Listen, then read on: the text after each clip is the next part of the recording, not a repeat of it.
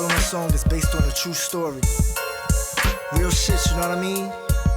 I want everybody that's got a laptop or some type of internet access, whether it's a cell phone or iPad, to go Google or get on Wikipedia and type in the name George Stinney, so y'all can follow me with the facts on this joint. Give y'all a little history lesson on the type of stuff that goes down where I'm from, cause they ain't always sweet. So I'ma let y'all know how this gon' work. I'ma spit the first verse, give you some background about the story. Then in the next verse, I'ma let George tell you what he lived through from behind his eyes. Alright? Follow me. Stories of injustice, now I done heard many, but none closer to home than George Stinney. George Stinney. Stories of injustice, I know I heard plenty, but none closer to home than George Stinney. George Stinney. Stories of injustice, I probably heard 20, but none closer to home than George Stinney. George Stinney. Stories of injustice, I've heard too many, but none closer to home than George Stinney.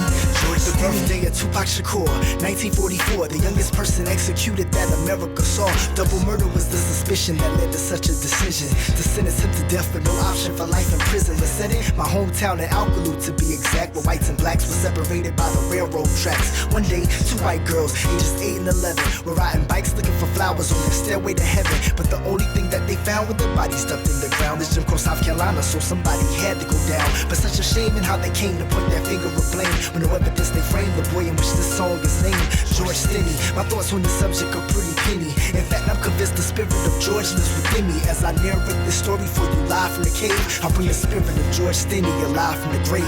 Stories of injustice, now I done heard many, but none closer to home than George Stinney. George Stinney. Stories of injustice, I know I heard plenty, but none closer to home than George Stinney. George Stinney. Stories of injustice, I probably heard 20, but none closer to home than George Stinney. George Stinney. Stories of injustice, I've heard too many, but none closer to home than George Stinney. George Stinney. Nobody down here was saints, it was more than a couple bounties, but these the type of things was going on up in Clarendon County. Was raised up around big boys, I mean more than a couple counties, and was a little twig boy, still couldn't keep trouble from around me. I'll never forget that day when they say when that they had found me guilty of double murder, false accusations astounding. Evacuated my family, racist accusers around me, searching for faith in God. My heart was ruthlessly pounding. I was scared, nervous, and crying, had no choice to admit it. They even tried to give me ice cream to tell them I did it. When I wouldn't budge, they roughed me up to teach me a lesson, and they used words I never spoke. Man, what a joke, a confession was never even recorded, and still my lawyer ignored it. Didn't even ask for an appeal, say that we couldn't afford it. Now just imagine how I felt when I was being extorted. Really hopes of heaven was how my hell on earth was rewarded. Never imagined the day would come I have to sit on the Bible to fit the electric chair. Don't ask me why I shit on the Bible. Under 3 hours to deliberate, so much for a trial.